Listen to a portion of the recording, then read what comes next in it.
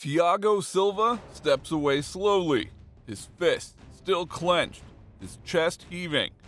And Houston Alexander, he's curled up on the canvas like a man who just got mugged by reality. November 2007, UFC 78.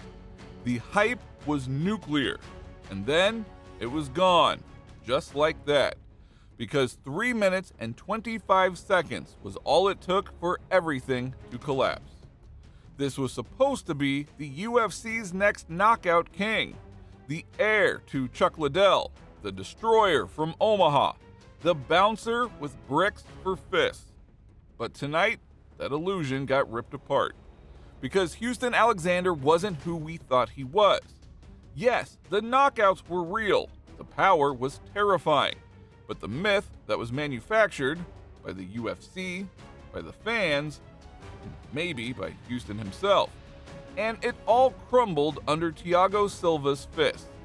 But to understand how a late starting brawler became a fake superstar, we have to rewind the tape. Back to Nebraska, back to before the illusion began. You see, back in the early 2000s, Nebraska was hiding something violent. Houston Alexander. He didn't come from a world-class gym, he didn't wrestle for a big college.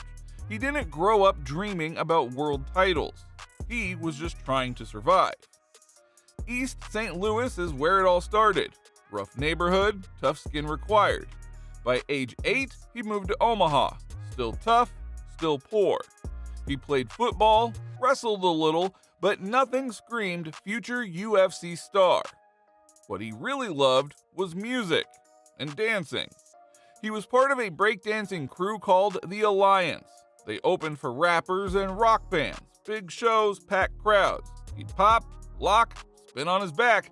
I mean, the man had moves, real b-boy energy. But even back then, people knew he could scrap. He had boxed a bit as a kid, wrestled here and there, and at one of those dance parties, a friend dared him to try a local fight night. He said yes, just like that. And I dare you to get in the ring. I said, okay, you can't dare me because I'm thinking I'm a tough guy back then. Even though I was breakdancing, I had met her at Amnesia, is the place where it was. It was called Club Amnesia for all the people that remembers that club. And I just remember going the first time, and back then, this was early 2000. It was really smoky because you could smoke inside the bars. You know, I saw these people signing up, and I saw people in the back getting warmed up, and it was, you know, it was intimidating because I was like, man, this is real. This is, you know, real things about to happen. It wasn't a pro ring. It was a smoky bar called Club Amnesia. He showed up, saw the gloves, saw the crowd, saw the blood. And when the bell rang, he cracked a 240-pound man across the nose. Blood everywhere. The guy never came back. Houston did. The next week he returned, and the week after that. He started knocking people out, and then the promoter handed him $300. He paid rent with it. That was it. That was the switch. Did you say your elusiveness with your dance moves and just dancing in general helped you in the ring? You know what, I would say, if you notice a lot of guys who even today you see on TV, there's a guy, the style bender. I think he's the 170-pound champ right now in the UFC, B-boy. He started, he was the B-boy. We saw him dancing a few times. There's a few people who are really good at MMA or kickboxing, a few of those mixed martial arts that are really good dancers. So, and a lot of them start over as B. He had real-life problems. He had become a father while still in high school. Got accepted to an art college, but turned it down to raise his daughter. Worked a brutal job at an asphalt company, lifting 80-pound machines every day, covered in tar, burning heat, no spotlight. But something was building under the surface. At night, he bounced at clubs, and every now and then someone got stupid, and that is when they met Houston's right hand.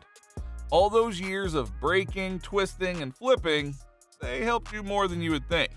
The balance, the footwork, the explosive power, it all transferred into the cage. He started training late, 30 years old when most fighters are starting to retire.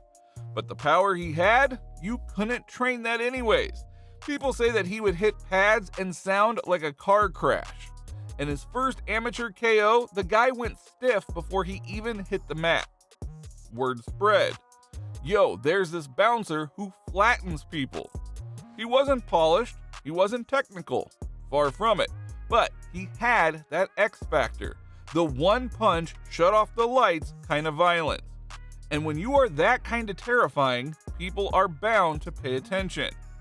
Soon, the UFC came calling, and Alexander didn't just show up in the UFC, he was built, fast, loud, and violent.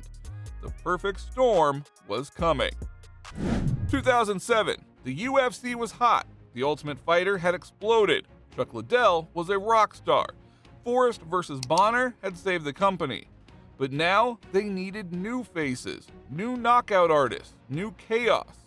Enter Houston Alexander. He had the look, bald head, shredded physique, tattoos that screamed, "Don't test me." He had the sound. Every punch echoed like it wanted to kill someone.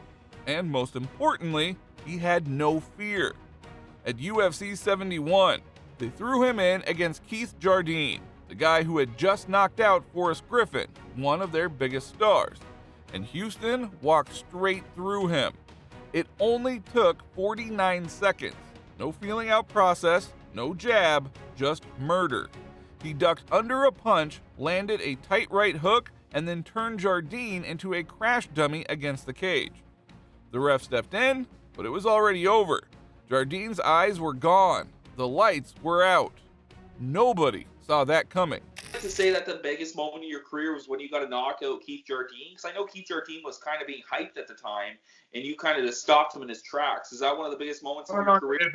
And see, that was cool, man. But see, again, I'm by the time I got to him, I was already several fights into it, and I think one of my best moments was when I slammed a guy in the ring and broke the board.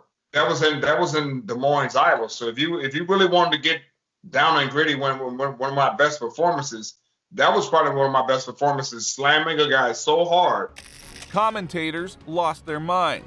Fans on SureDog in the underground forums were foaming at the mouth. Dana White's jaw hit the floor. Talk about exploding onto the scene. And the timing couldn't have been more perfect.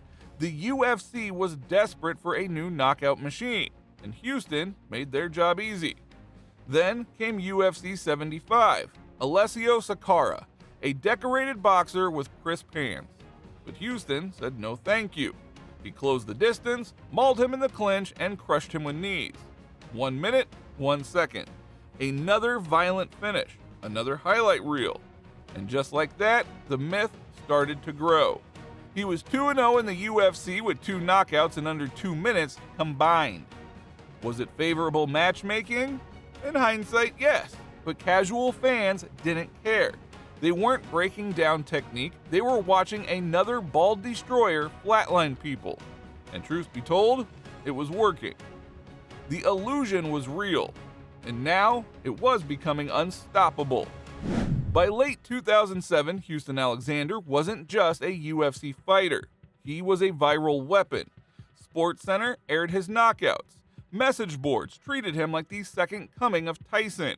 Fans made highlight reels with metal music and slow motion KOs. And Dana White couldn't help himself.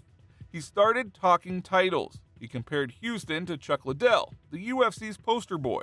And why wouldn't he? Both were light heavyweights. Both threw bombs. Both hunted finishes, not decisions. But here's what people didn't see. Chuck was a decorated wrestler who fell in love with his hands. Houston, on the other hand, was like a fish out of water on the ground. Literally no ground game, no defense, no plan B if punch hard didn't work. But who cared at that moment? He just had 2 fights, 2 finishes. He had more knockouts than interviews, and the mystique kept growing. Only for it to crash when he went into his next fight against Thiago Silva at UFC 78. 2 knockout artists, 2 rising threats. Houston was still glowing from the Jardine and Sakara wins. Silva was undefeated, technical, and cold-blooded. This was supposed to be violence, but Silva wasn't buying the hype that we all bought. He didn't flinch, didn't chase, didn't blink. He picked Houston apart. Leg kicks, body shots, a stiff jab. Then came the takedown. Mount, ground and pound. Houston curled up, Silva kept punching. At 3 minutes 25 seconds of round 1, it was over. It wasn't even close or controversial. This was a fraud check of the highest order. The hype train took its first real hit. But it was only about to get worse. Because the UFC wasn't willing to give up yet. They weren't ready to bury the hype. They gave him another shot. This time, back home, Omaha, Nebraska, against Eric Schaefer, a grappler. And if Houston had a kryptonite, it was this. The fight started okay. Houston landed a couple of knees, the crowd roared, but then Schaefer took him down. Passed guard, got mount, choked him unconscious. First round submission, smooth as butter. Still, the UFC rolled the dice again. April 2nd, 2008, UFC Fight Night 13, Houston versus James Irvin. Another striker, another possible highlight. UFC even set the stage. Free TV, big audience. One more KO, and the bandwagon could keep rolling. But Irvin was having none of it. He came out like a missile with a Superman punch. 8 seconds. One punch. 3 follow-ups. Done. This was the second fastest KO in UFC history at the time. Houston was out before he even hit the mat. He protested the stoppage, said it was early, but the replay said otherwise. It was the final crack in the armor, the moment the myth collapsed. 3 straight losses. 1 striker, 1 grappler, 1 execution. They tried to bring the illusion back, but once it shattered, it never looks the same. The UFC couldn't let it end like that. They had sunk too much hype into Houston, and Dana White wasn't ready to admit defeat. So they gave him another shot. And this was a strange one. As with the UFC's blessing, Houston took a fight outside of the promotion, Adrenaline MMA 4. His opponent was Sherman Pendergrast, a journeyman with a shaky record. This was the UFC's way of saying, we still believe in you, but you prove it. Houston crushed him. Leg kicks, pressure, TKO in under 2 minutes. Okay, cool. Back on track? Not exactly, because his UFC return was weird. December 5th, 2009, The Ultimate Fighter Heavyweights Finale. Houston Alexander versus Kimbo Slice. Yes, that Kimbo Slice. The backyard brawler turned viral celebrity. A guy with no wrestling, no gas tank, and barely any ground game. This was tailor-made for Houston. 2 stand-up guys, no grappling. One of them was going to sleep. At least that's what we all thought. But the fight was bizarre. Houston circled for most of the bout. He threw endless leg kicks, soft, repetitive, non-committal. Kimbo, of all people, got a takedown. A suplex, actually. Let me reiterate this again. Kimbo Slice, the Street Fighter, suplex Houston Alexander. The fight went the distance. It was awkward, sloppy, and ugly for all the wrong reasons. Kimbo won, unanimous decision. The myth was over. Now, no disrespect to Kimbo, but if you can't beat Kimbo Slice in a striking match, what are you even doing here? Like, you kind of proved a point to all the skeptics that, Dana White included, who doubted you over the years? I hope I did. I mean, was that a goal coming into the fight, into the season? The goal was to come in and fight, to get the best training that I could possibly get, to be prepared for His failure to engage with you, and this is the guy that knocked out Keith Jardine, right. A very respected guy. Were you anticipating him being that wary of your punching power, given who he's fought and what he's done before? I would say no. The UFC cut Houston right after. From 2007's most violent breakout star to the minor leagues in under 3 years. He didn't evolve, he didn't adapt, didn't grow. And once the mystique wore off, all that was left was a guy who hit hard and had no idea what to do when that didn't work. The fall was sharp, fast, and hard to watch. But it wasn't over, because Houston Alexander wasn't done fighting, even if the UFC was done with him. And that's when people finally accepted it. This wasn't the next Chuck Liddell, this was a bouncer with bricks for hands who just got too far too fast. By the time Houston Alexander was getting finished in Bellator, the hype was gone, completely gone. The illusion, absolutely dead in the water. And what was left was a tough dude from Omaha, still swinging, still chasing. But now he was just another name on a regional card poster. After getting cut from the UFC, Houston bounced around promotions like a man refusing to disappear. He fought Joey Beltran in 2010 and got knocked out. He fought Ramo Terry Sokaju and pulled off a gritty comeback TKO.